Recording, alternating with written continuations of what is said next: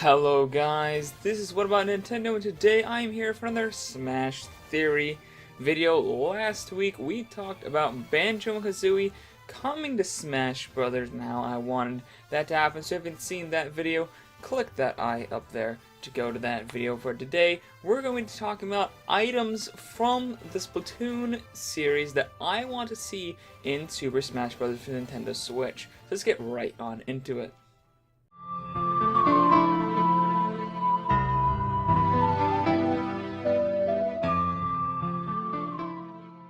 So obviously the Inklings have been announced for Super Smash Bros. We're gonna get the Inklings playable, we're probably gonna get a stage, and we're probably gonna get some items. I've already gone over the Inklings moveset and a different stage that I would like for them, so if you haven't checked out those videos, you can check them out as well. But today we're gonna be going over items that I think will come to Super Smash Bros. Themed after Splatoon.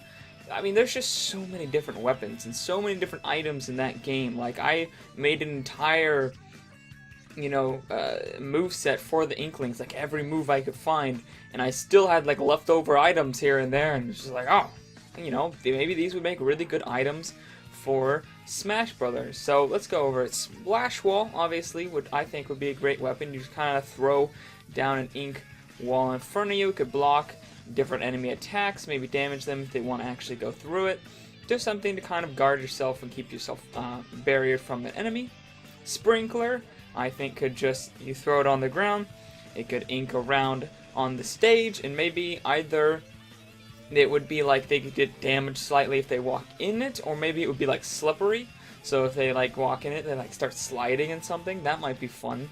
Different applications for this, since ink would probably work very differently in Smash than it actually does in Splatoon.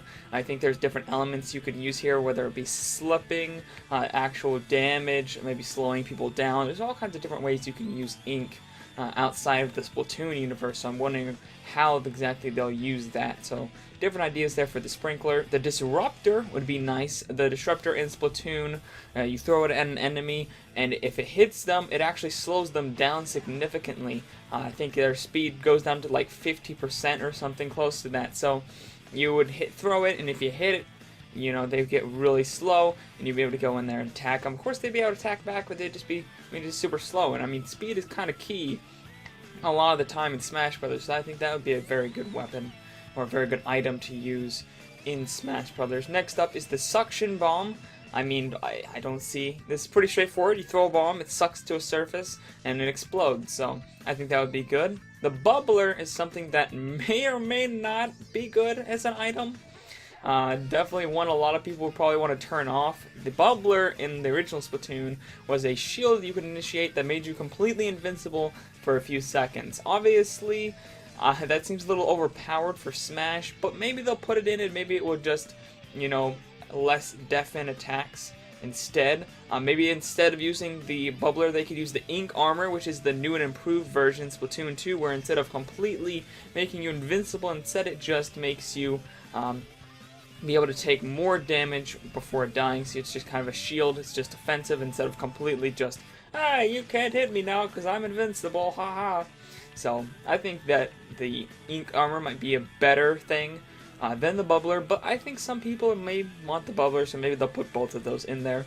Killer Whale, I think, is a very good item.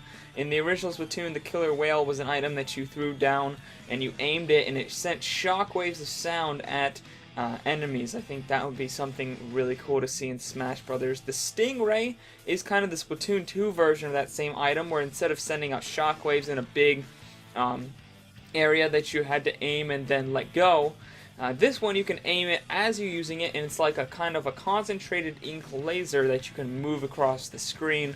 It was very hard to control, but it was something that was very powerful as well. I think that would be really cool for Smash, and to kind of balance it out while you're using it, obviously from behind you'd be very, very open, so I think that would balance it out a lot. Next up is the Toxic Mist, which is kind of like the Disruptor, except when you throw it down and it kind of just stays there, so it doesn't actually have to hit the enemy dead on. It can just stay there and kind of just have mist there for a few seconds. I think that would be very well. Do the same kind of thing as the Disruptor, but obviously I think in Splatoon 2, when you use Toxic Mix, it wasn't nearly as disruptive, puns, as the disruptor itself, so maybe it only slows you down a little bit instead of slowing you down a lot like the disruptor would, but it's a lot easier to get hits with because the mist just stays there instead of having to get a direct hit.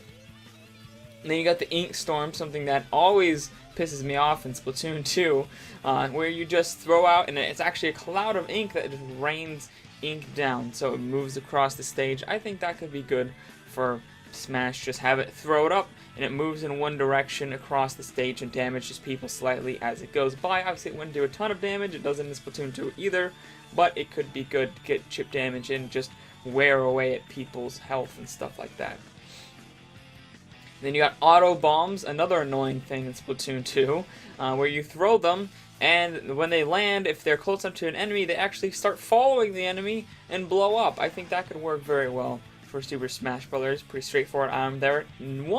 Another bomb that I would really like to see in Smash Bros. Is the curling bomb. This is an item I love in Splatoon 2 because it takes a lot of precision and aiming and different things. Obviously there'll be less so in a 2D game like Smash Brothers, but I think it'd still be fun where you can throw it maybe even farther than an enemy and it hit a wall and go, behind and catch them off guard. People are like, "Ha, you missed!" But actually it hits a wall and banks off it and just slams into the enemy and explodes. I think there could be a lot of different cool trick shots you could do with the curling bomb in Smash Brothers.